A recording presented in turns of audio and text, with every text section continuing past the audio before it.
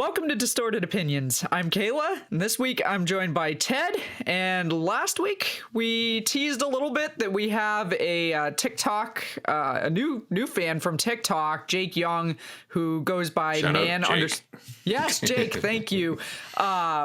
Jake he had emailed me and he had suggested some potential topics for some upcoming shows, and that we figured tonight we'll touch on one of those topics here. And I know Ted is more than qualified, I'm sure, to talk about this particular subject. But quick shout out, if you want to find any of Jake's stuff on TikTok, his username is man_the_helm,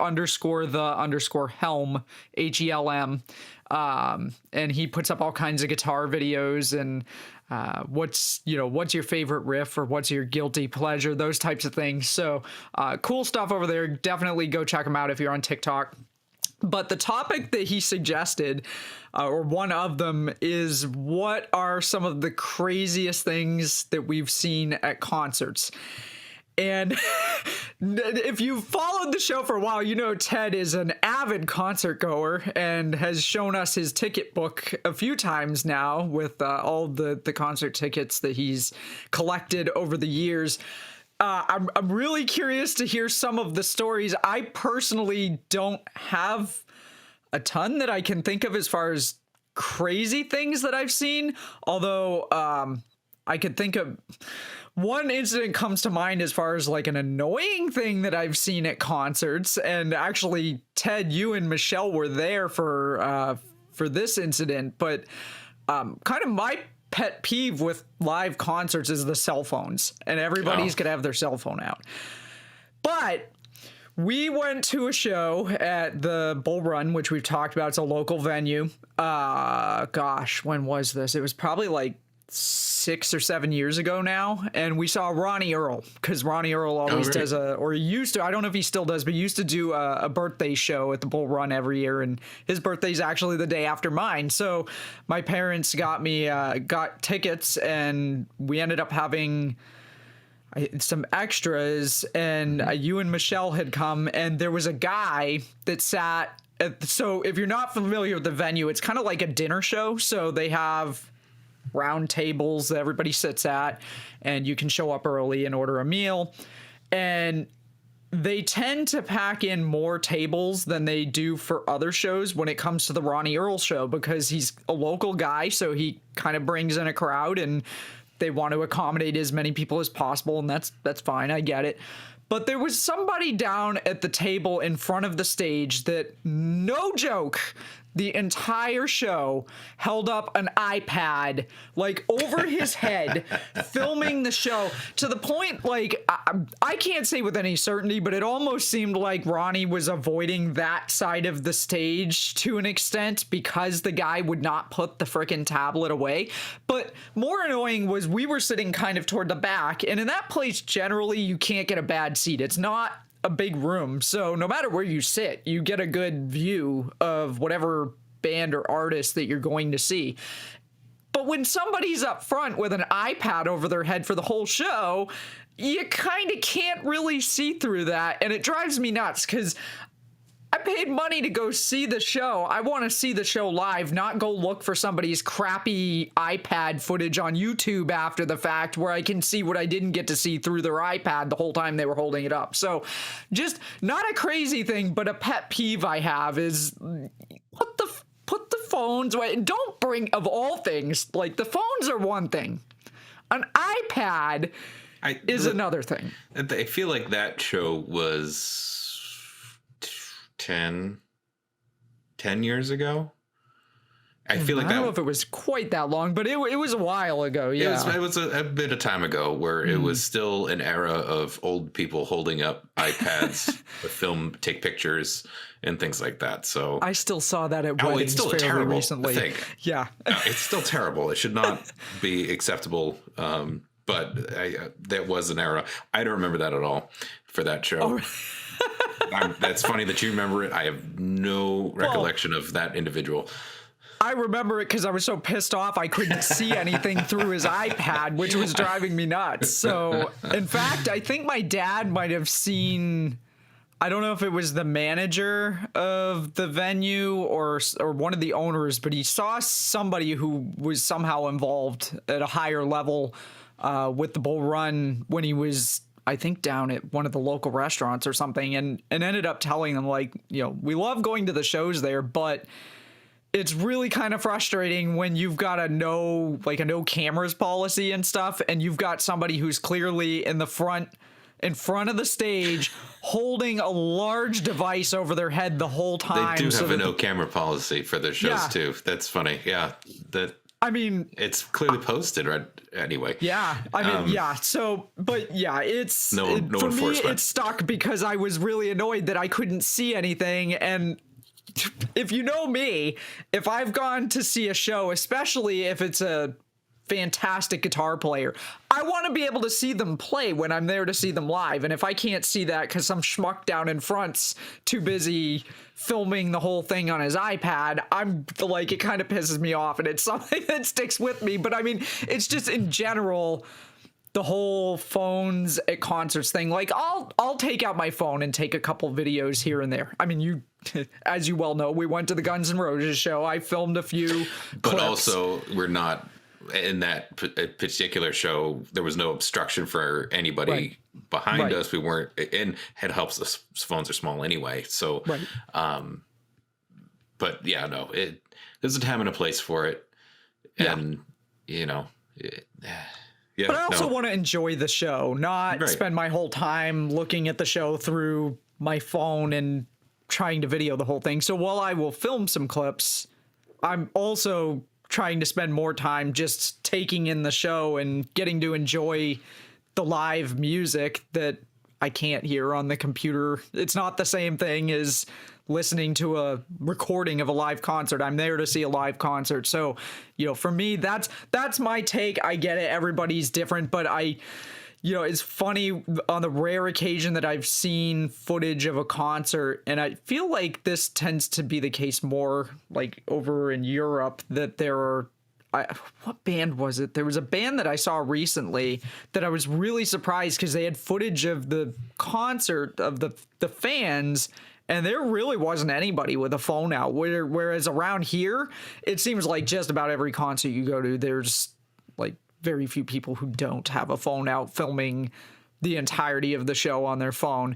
So I don't know. I don't know if it's partially a cultural thing, if it's a generational thing, but for me, I try to take in the show, but I draw the line at people bringing large devices and interfering with other people's ability to experience the concert. So not a crazy thing, but an annoying thing that definitely stuck with me was that particular incident.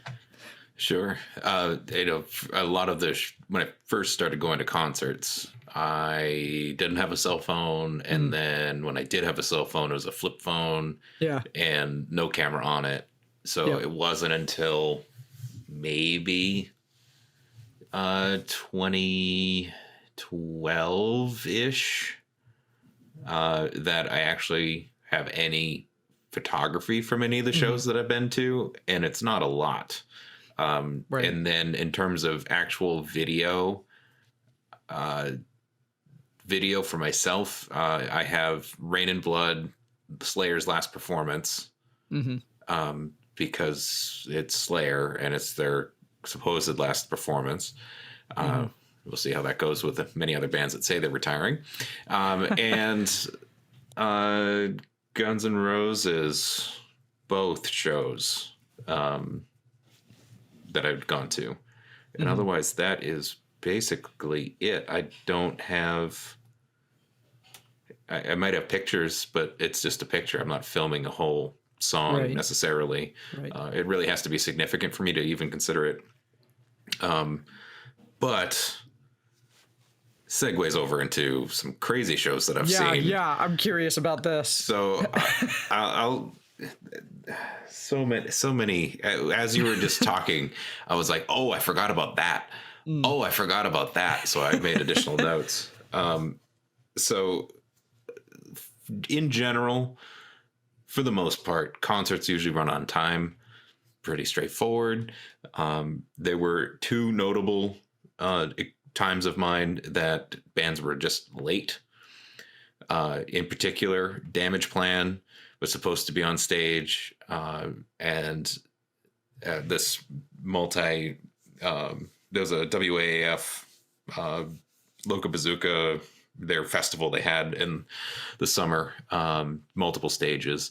And so I was like, oh, Damage Plan's going to be there. Want to see Damage Plan. So get up. We were standing right in front of the stage looking around, and they're late. It's like right on whatever, 3:00, and they're not there. 3:15. Oh yeah, and they're like, stuff is on the stage, it's set up, it's just a matter of them walking on and playing. 3:30, nothing. I'm like, are they really playing? Like, some people start like walking away because it's been half an hour. Still hung in there. 3:45, here they come. Finally, 45 minutes late.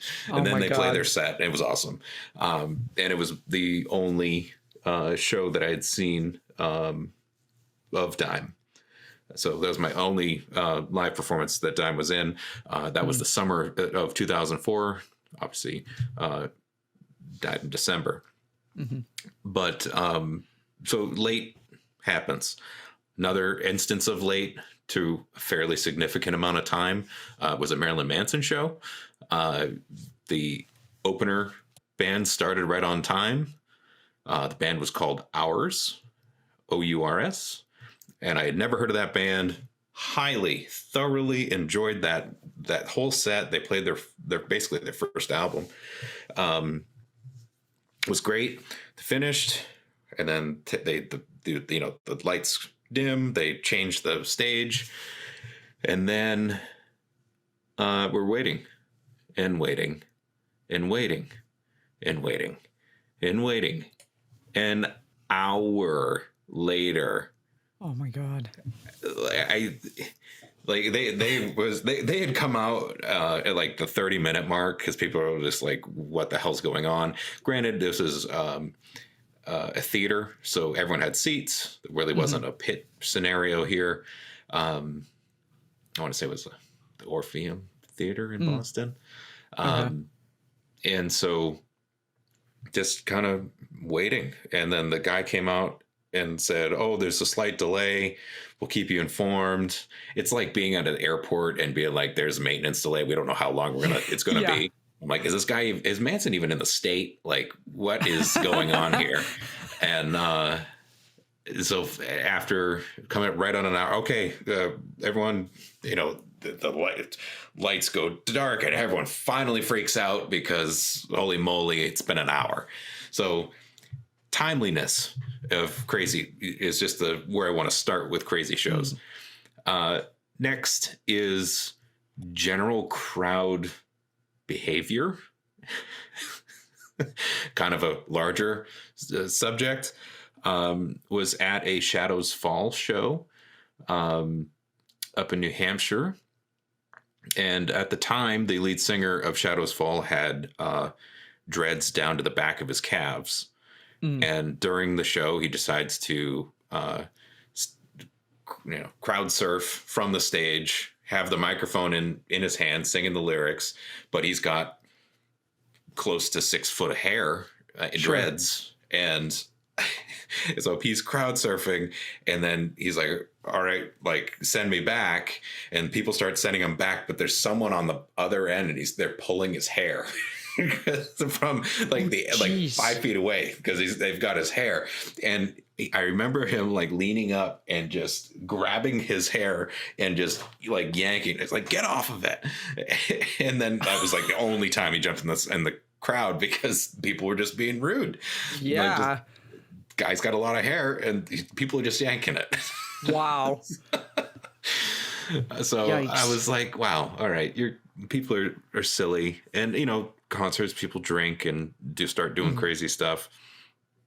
Another crazy thing, I was at I think it might have been a Mayhem Fest, all day performances from various metal bands, and it was at the Comcast Center, or arena, rather, not arena. What is that?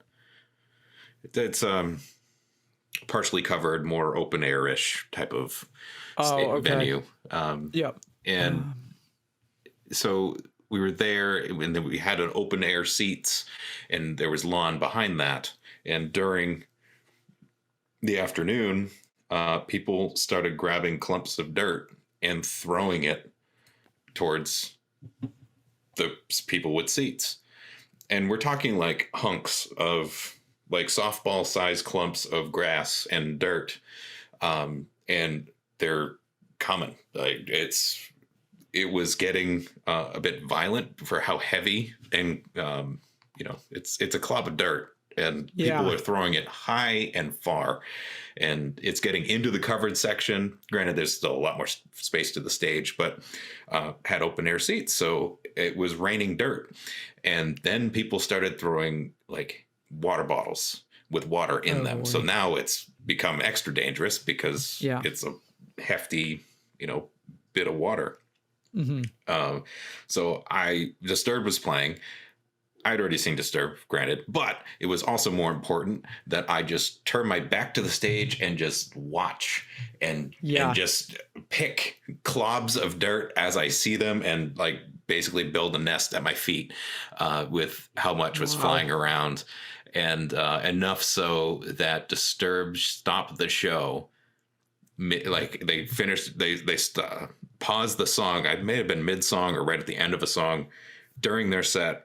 And they said, everyone in the lawn, chill out. We're not going to play until you guys chill out.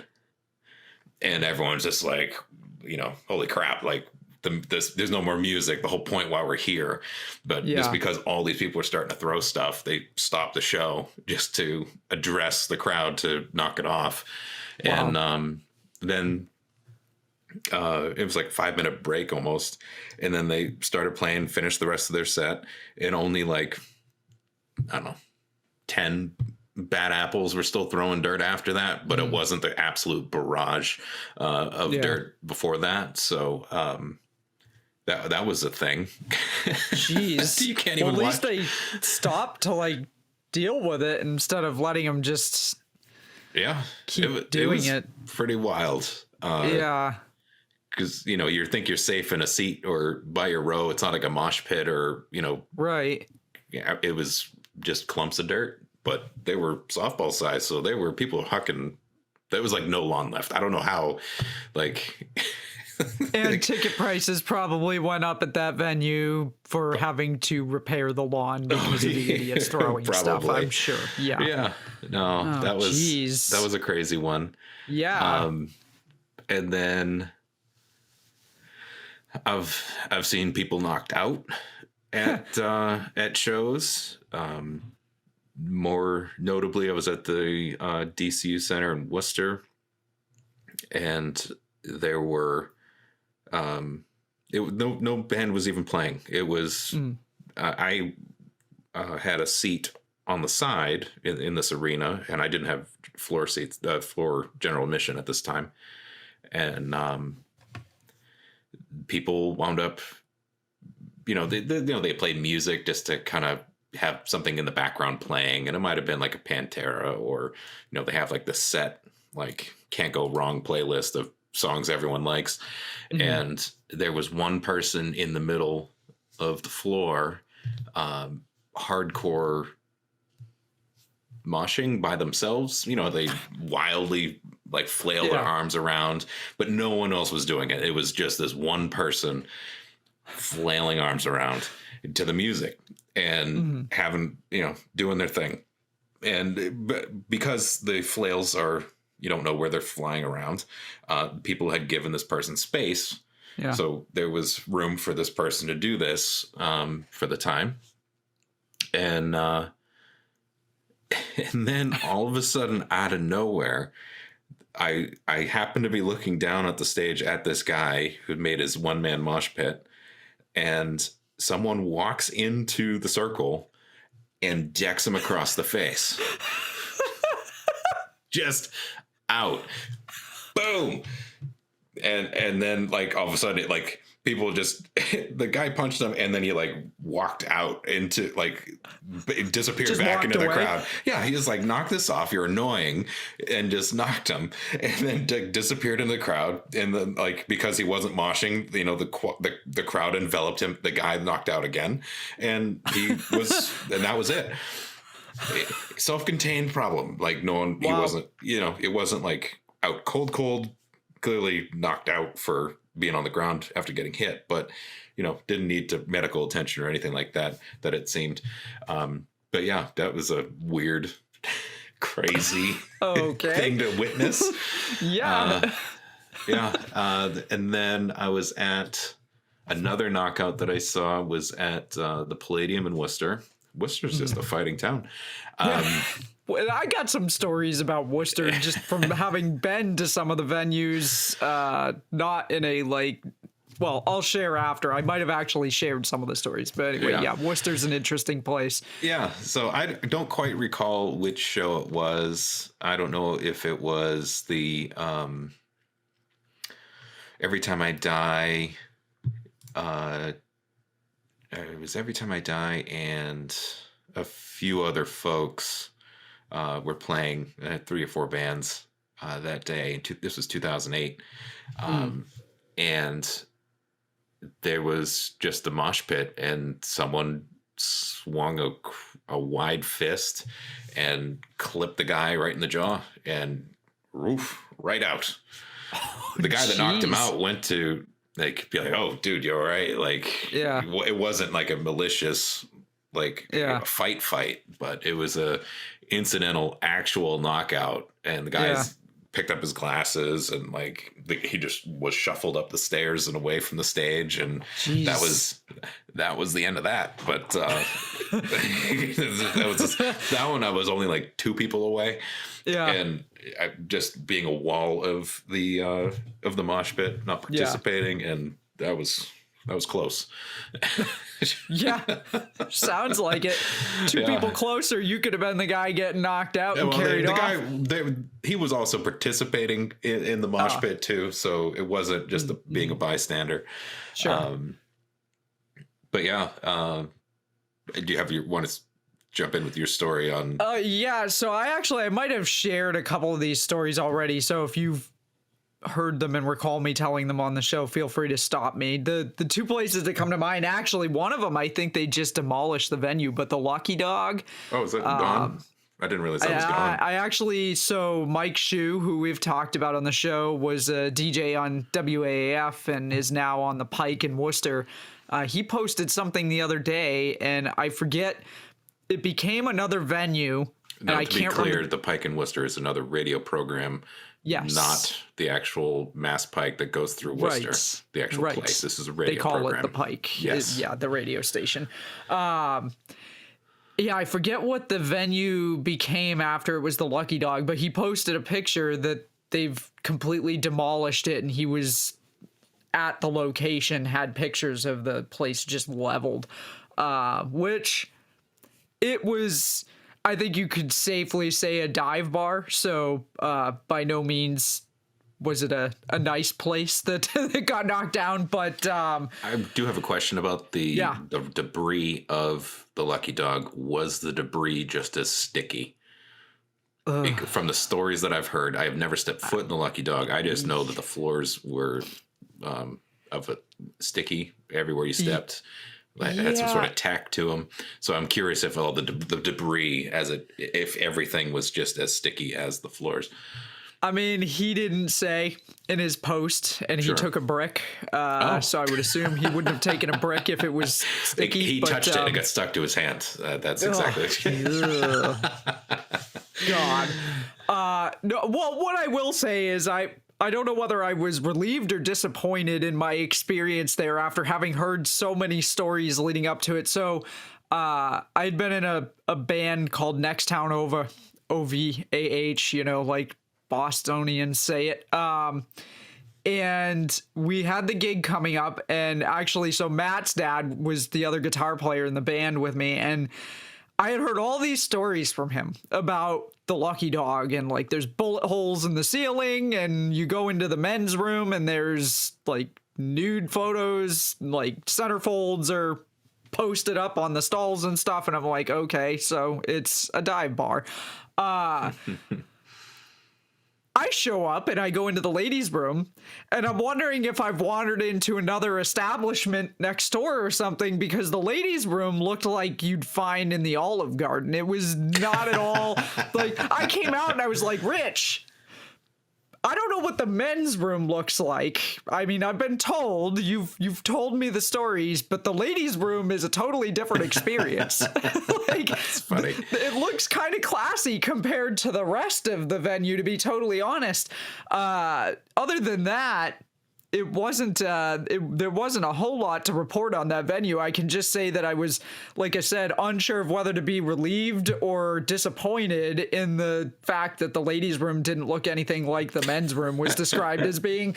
And then the other venue that I went to in Worcester, again, not really a crazy story in the sense of the show, but I think I've told the story about it. It was Ralph's Rock Diner, which I'd never been to, and I think I've told the story about the other guy that was there. Was there filming a live music video with a couple of people I knew, and one of the other videographers went looking for a milkshake downstairs because he thought it was an actual diner, and sadly came back up and was like, yeah, they don't sell milkshakes here. And I was like, yeah, I'd have been a little surprised if you came up with a milkshake. I'm also not trying to drink it, quite frankly. Looking at this place, I don't think I'd want a milkshake from here. No.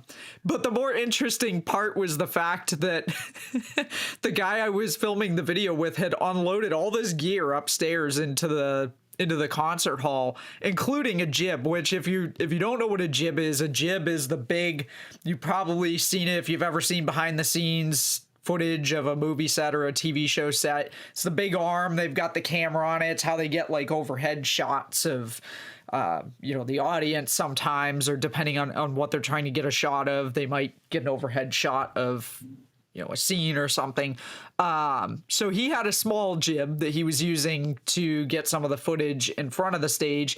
And he had brought all this stuff in. He had multiple cameras, the jib, all this stuff he had brought in. He'd set it up. And yet somehow the bouncers at the door knew nothing about a music video shoot happening in the place. Because I showed up and I had no cell reception. It was kind of a sketchy neighborhood. And I didn't know how to get a hold of him. I'd never actually met him before. I emailed him, said I was interested if he was looking for somebody to help out as like a production assistant on any of his stuff. I'd love to help him out. He said, I got this shoot coming up. It's a live music video shoot. We're doing a shoot with multiple bands at this gig. And he told me where to go. And I showed up and I didn't know what he looked like. I didn't know how to get a hold of him. I had his number, but we didn't have cell reception, so it just went right to voicemail. I went in, talked to the bouncer. The bouncer's like, I don't know anything about a music video shoot. And I'm like, well, is this Ralph's Rock Diner? And he goes, well, there's another Ralph's bar in town, but I don't think they have live music, so that's probably not the place you're looking for. And I was like, okay. So I just went back to my car and kind of waited in the car for a little while, and eventually looked over and saw two guys with a camera talking to what looked like a band, and I'm like, this must be the guy. So I got out and I went over and introduced myself, and turned out it was him. I was in the right place. And I was like, the guy at the door knew nothing about a music video shoot. And he was like, oh, that's interesting, because we've been here for a while and we've been setting up all the stuff up there and we've been walking around with the band. So then we're upstairs for maybe like 10 minutes after that, and the same bouncer comes up and says, you got to go pay the cover fee to be here. And I'm like, wait a minute, we're here to film the bands and we have to pay the cover charge to come in and work and film the band? So Tony was just like, I got it, it's covered, we'll deal with it later. So he paid for it. But I was like, this is the most bizarre. How do they not know this is going on? I mean, there had to have been releases and stuff signed, so I just don't understand. But it was a super sketchy venue, and I have not been back, but it's one of those places that was totally stuck in the 90s. It looked like the kind of place you'd have gone to see Nirvana or Alice in Chains. The stairwell up the stairs is covered in band stickers and graffiti and people writing stuff. It's all signed. Like, it's just the stairwell up is just a collage of various different things, but it's all music, rock. Yes, it's another stuff. It's cool. sketchy dive bar in Worcester. There's a lot of those. But I never saw anybody get knocked out or anything. And I actually kind of wish, I don't know if it was your dad or we've talked about my neighbor Daryl, who was also in a band with your dad and Matt's dad previously. One of the two of them was telling a story recently, and I can't remember which one, and I kind of feel like I shouldn't tell it because it's not my story, but it was a really funny story about a place that they had a gig at, and it was like there was nobody in the place except for two dudes at the pool table that were about to get into a bar fight in the back of the room, and it was like, yeah, and something about rats on the stage, but I wish whichever one of, I can't remember if it was your dad or Daryl, but whichever one of them it was, and I'm sure if your dad's watching this, he'll tell me if it was him the next time I see him, but whichever one of them it was, I wish they could come on the show to share their story, because it was ridiculous, this story about this gig that they played, the rats and the fighting guys in the bar, and then the guy didn't want to pay them for playing the gig because there was nobody there, and they're like, well, yeah, there's nobody here because this place is a dump and you've got like rats and people fighting at the pool table. Yeah, it seems like most of the places that I played gigs when I was in a band were super sketchy dive bars. There was the Chop Shop in Seabrook, which was the biker bar, and they had a stripper pole at the front of the stage where there was a middle-aged biker dude that decided he was going to start dancing around the stripper pole at like midnight in front of Daryl, who was the lead singer. And of course I got Rich on the other side of me, and I can't look at either one of them, and I can't look at the guy down there because I know if I look at them I'm gonna start laughing because I just know, I can see out of the corner of my eye, I can see the look on Rich's face, and I'm like, I can't look at him because I'm gonna start laughing and it's just gonna fall apart. And I can't look at Daryl because literally the dude is like a foot away from Daryl at the front of the stage. This thing was like right at the front of the stage. I mean, talk about a place where we didn't belong and that particular type of music. That wasn't the right venue for us by any means. For reference, for anybody who doesn't know, we played a lot of like 60s and 70s classic rock and funk. We had a brass section and keyboard player. I mean, we were not really biker bar material, so I'm not really sure how we landed that gig, but it was an interesting venue, and they did serve us some really good breakfast pizza at 3 a.m., which was surprisingly, like, I'd go back there for the breakfast pizza, but everything else super sketchy. But yeah, so those are my stories about the sketchy Worcester bars while we were talking Worcester. Yeah, I think the only other things in terms of things that I've seen, both just not crazy. It's just a neat experience, I suppose. And I suppose we're keeping it 2 concerts. So first one, there was a meet and greet for the lead singer of Duran Gray, Japanese band.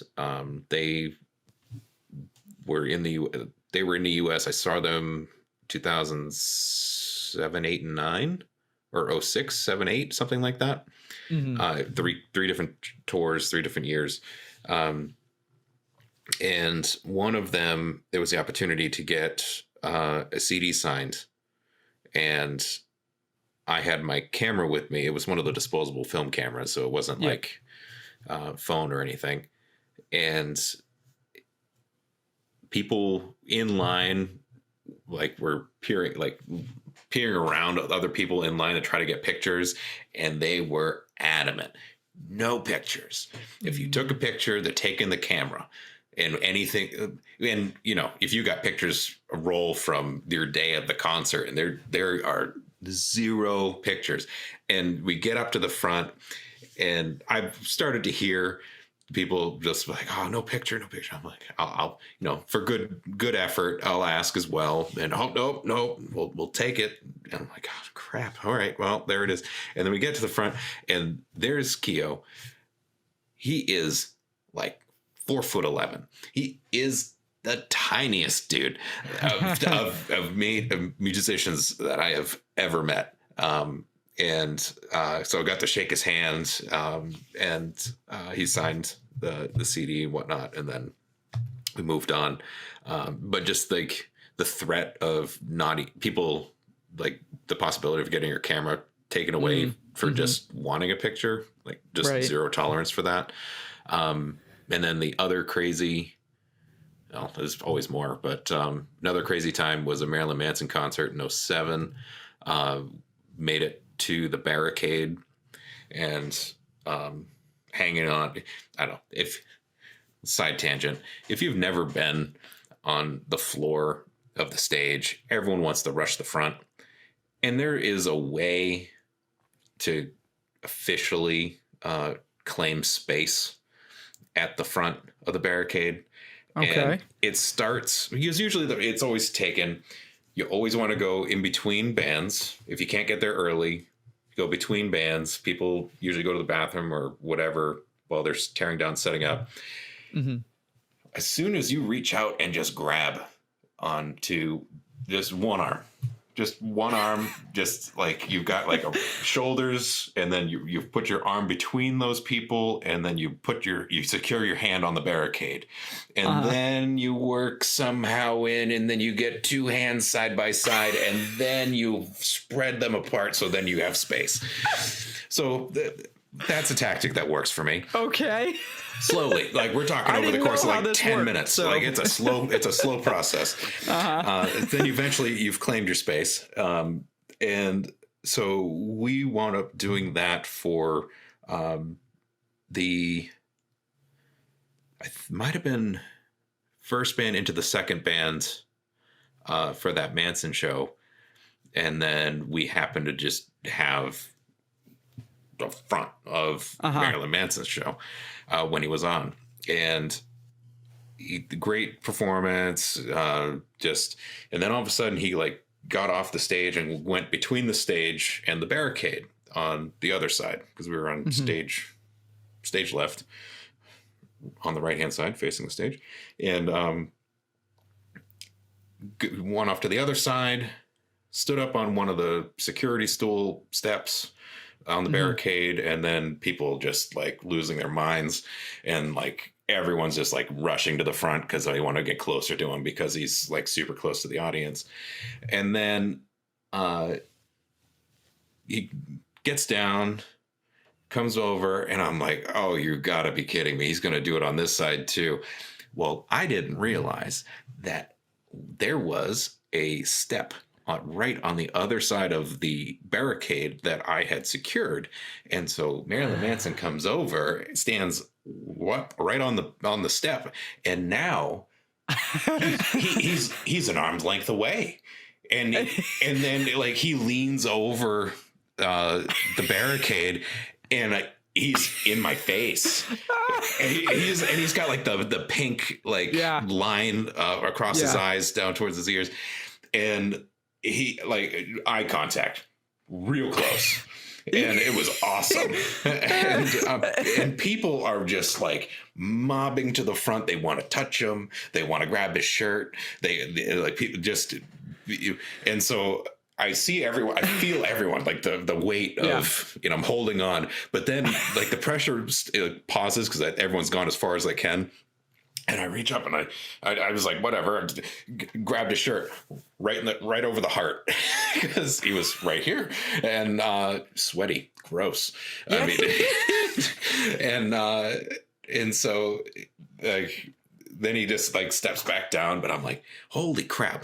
It was my first Marilyn Manson concert of the 5 in total that I've been to thus far, and it made eye contact with me, like really close. It was crazy of an experience of being, mid performance of someone of major notoriety, having that type of during performance type of experience. So sure, that that was pretty wild.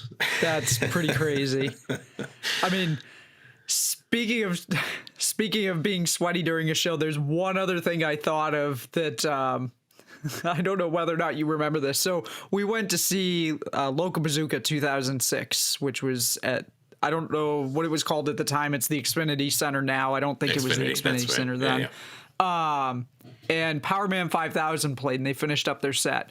And the drummer threw a stick, which was coming right for me, and you reached out like in front of me and were like, boink, and grabbed it. Literally, it's in this picture screen. That's the edge of the drumstick on my wall right behind me. Signed later on, signed by the drummer.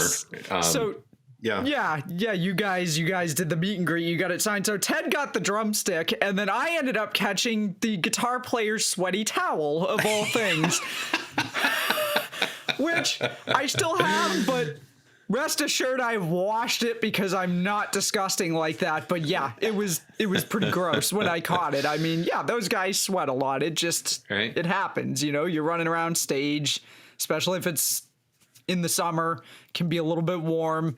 But that I almost forgot about that moment because it was like the stick was coming at me and doink, an arm came out in front of me and grabbed it. And I got the towel, the sweaty towel. I forgot to get the towel. There was one show got 2 drumsticks out of the 3 bands playing, and it was both of the openers for Evanescence. Nice. And the drummer was throwing an Evanescence stick at the end, and I was like, what are the odds?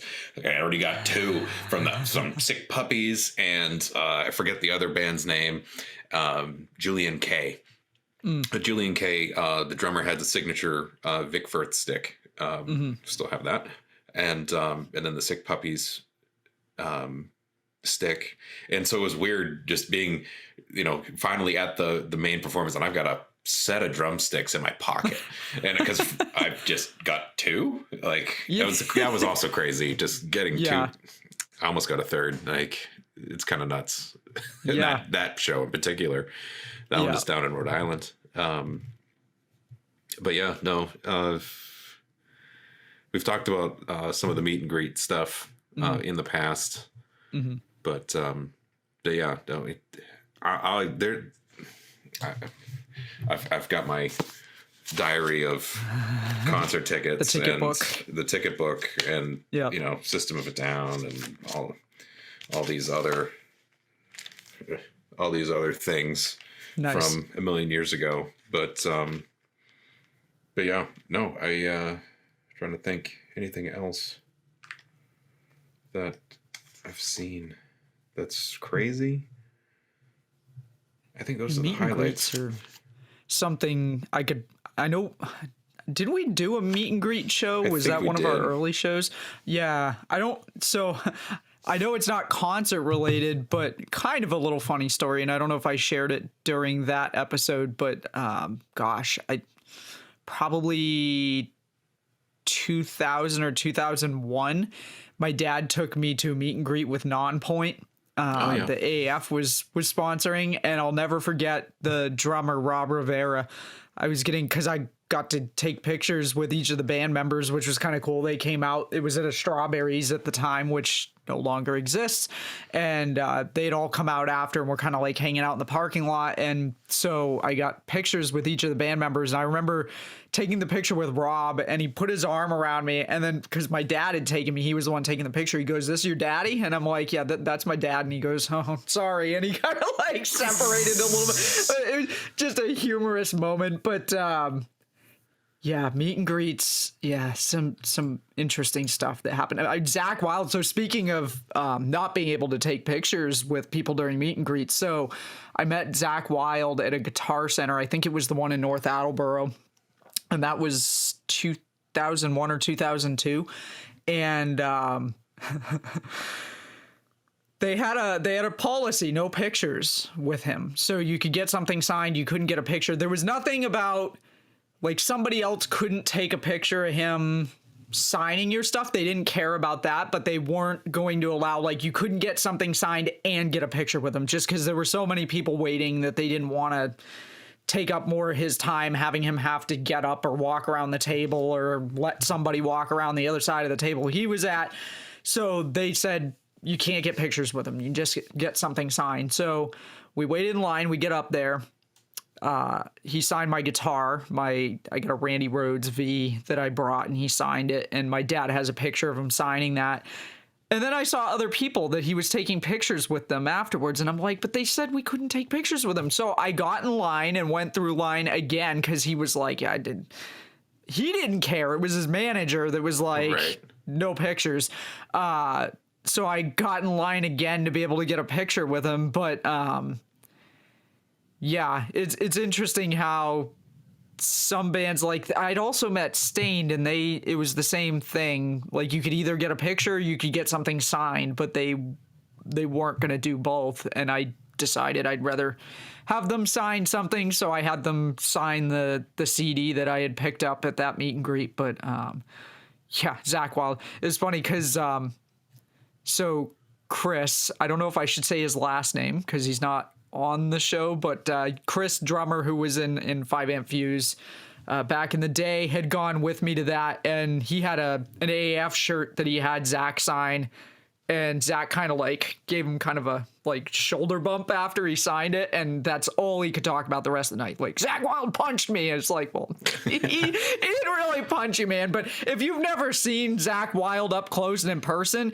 he's a bulky dude. Like, there was an episode of the History Channel show Vikings, and there was a character on Vikings that looked like Zakk Wylde. Pass as a Viking. Just he really massive. could. Yeah. He's big, tall, but he's also big. Like the dude could break you in half if he really works wanted out, to. And you know, who knows if there's other substances to help him be bulky. But yeah, no. I think the other one, I suppose, in terms of meet and greet that you couldn't get a picture, but did later or afterwards, was Disturbed. Was doing a signing for their 10,000 Fists album that had not out yet, but there were CD pamphlets. And they gave you the pamphlet in advance, and then you can go back and get the CD when it was out. They gave you like a voucher. It was at Newbury Comics. Sure. And go through the line. The band's there. You know, get it signed, and all great. And then they were performing at Loco Bazooka that day. They were like the headline for that show. And so after we got stuff signed, was with our friend Chris, not the drummer, but our other friend, one we had on the show, bass player, Chris. Yeah. And he's like, "Oh, do you want to go around back to see if we see get a picture of the band after?" And I'm like, I was ready to I brought my camera for pictures. Sure. So I was like, yeah, let's do it. So I go around back and waiting, and there's like the van that they, the transportation van, whatever. Mm-hmm. And it was me and Chris, and then there's another group of 3, just other people want to do the same thing. Mm-hmm. And that was it. And so we wound up talking to the driver. He's just killing time. He's like, "Oh, any famous people you've driven," all this stuff. And then the manager comes out. He's like, "You guys want a picture of the band?" We're like, "Yeah, that'll be great." He's like, "Yeah, they're finishing up shopping. They'll be out in a minute." I'm like, "They're shopping right now?" Like, I guess, whatever. And then the band comes out, and me and Chris got a picture with the band. Nice. In the photo, maybe we can superimpose it on the video version, but you can see the manager's face like leering out, just like in the background. Oh, geez. Yeah. That guy looks like. But the band was super chill. It was great. Nice. Great time. But yeah, they couldn't do pictures during it, but they were cool. It wasn't taking up time. They weren't going to be late. It was just 2 pictures. Right. There weren't 300 people wanting pictures and an autograph. Yeah. Yes. Yeah. That's where it gets crazy. Yep. But nice. Like I said, I've been to so many shows, and I've got 3, and I'm hoping for a 4th this year alone. So, the concerts are back in swing again. So it'll be great. Nice. More stories to come, I'm sure. Oh, yeah. Yikes. And I thought we were potentially not going to be able to fill a whole episode with this, but look at that. We are Easy enough. 47 minutes into it, and probably should head into the song of the week, which I think so. I'm now questioning if I should do a last minute change on my song of the week pick, because we didn't even talk about the group that I do have picked out, and I might save that for the next show. So if you want, what I'll do is I'll give the usual spiel and then let you do your song of the week while I hurry up and look up a song, because I know what band I'm going to pick, but I have to quickly pick one of their songs so that I can give a little bit of information about it. And I'm going to save my other one for tomorrow, or next show that we're recording tomorrow, but is not going to drop until the week after. So if you're new to the show, or if you just need a reminder, we have a Spotify Song of the Week playlist. We put all of our picks for the week in their entirety into that playlist. And if you want to check out any of the past picks, they're in there as well. We put the link in the description of every episode. And if you're watching the video version of the show, we put a Spotify scan code up on the screen. All you have to do is open Spotify on your phone or mobile device, tap the camera icon in the search bar, and hold your device up to the screen, and it will take you right to the playlist. I highly recommend that you favorite the playlist so that you can find it more easily going forward. We have lots and lots of songs in there to keep you entertained for quite a while. We're going to add tonight's picks as well. And with that, I'm going to let Ted give his pick, and I'm going to hurry up and find something else because I'm saving my pick that I was going to use. So Ted, it's all yours. So fun fact, I wasn't ready for a song until right now. So thinking about some of the bands that I wound up talking about, and knowing in a different capacity, yes, I saw Damage Plan in 2004. I also was fortunate enough to meet Vinnie Paul with Hell Yeah, and that supergroup with Mudvayne, that combo. Vinnie Paul, rip, but the nicest guy. Was able to get a picture with him as well. Anyway, all of that said, my song of the week is a Damage Plan song off of their Newfound Power album that came out in 2004, and the song's Breathing New Life.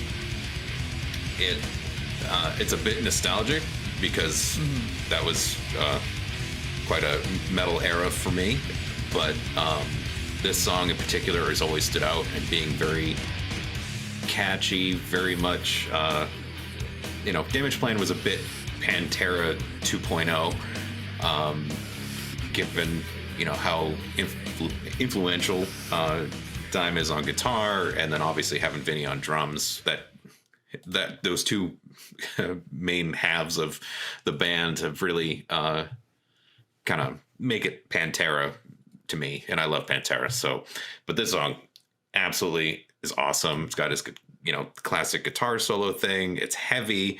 It's got a good groove to it. I don't know. It's just easy. Well, for me, easy to listen to on a regular basis, and one that I feel like disappears off my radar and then comes back every so often, and I'm like, oh yeah, this song's super good. So with that, Damage Plan's Breathing New Life, my song of the week. All right, sounds good. So my song of the week, I just had a little bit of trouble here because apparently the band, I don't know why all of the songs have been removed from Spotify, so they're there but like grayed out so you can't play them. So I had to hurry up and do a YouTube search hoping I could find the song I was looking for, and I think they may be going by a different name than they were at the time. So this band I actually saw when I was doing that live music video shoot at Ralph's Rock Diner, which would have been, I think, about 2015 or so. And at the time, the name of the band was Aero, Aero. And we weren't actually there filming a video for them. There were, I think, 4 or 5 bands playing, and there were 2, I think, that we weren't there to film. They were one of them, and I was really kind of bummed that they weren't one of the ones we were there to film. I mean, it was nice to listen to them, but I actually thought they were the best band that night, and I really enjoyed their stuff and ended up coming home and adding a whole playlist of their stuff. But the song that I'm going to pick by them that is on YouTube. It looks like they're going by Arrow Not Down now. Not just Arrow, and I'm not sure that they're still putting out music, but the song is called Spiralize, and they have a music video for it on YouTube, and I really like these guys. It's kind of unfortunate if they're not still making music, because all of the stuff they had on this album, the album was called Chaos, and there wasn't a bad song on there. Every single song was like, it was well produced, phenomenal guitar, great guitar solos, the vocals were really good. It actually almost had some Incubus type vibes, so I know we were going down memory lane with some of the Incubus stuff last week. These guys have a little bit of an Incubus feel to me, but I haven't listened to their stuff in so long that I had to give myself a quick refresher just now. But I highly recommend checking this song out. Unfortunately, it looks like I won't be able to play it in the or put it into the Song of the Week playlist because they don't appear to have their music on Spotify anymore, but I will link to the video in the description of the show. So if you want to be able to check them out on YouTube, just click the description or go search for Arrow, A-E-R-O, Spiralize, and you'll find their music video there.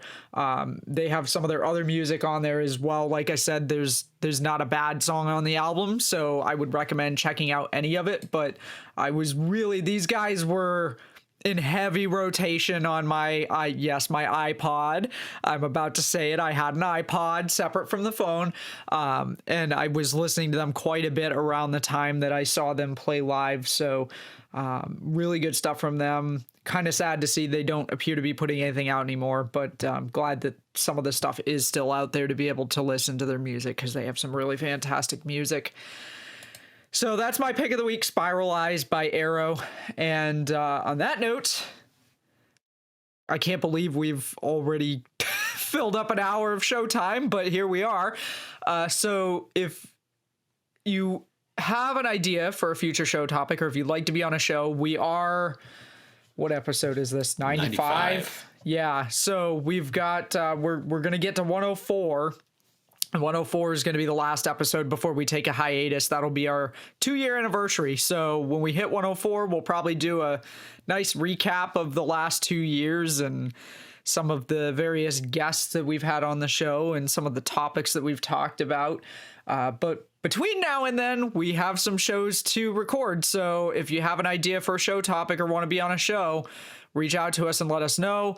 The easiest way to find us is to go to our link tree, which is linktr.ee/distortedopinions. You'll find links to email us, check us out on social media, find us on YouTube, all the places you can listen to the show in audio only format. What else is on there? I think that just about covers everything. You can also just search for us, Distorted Opinions, on YouTube. We're still trying to get 100 subscribers. I think we've got 57 right now, so slowly getting there.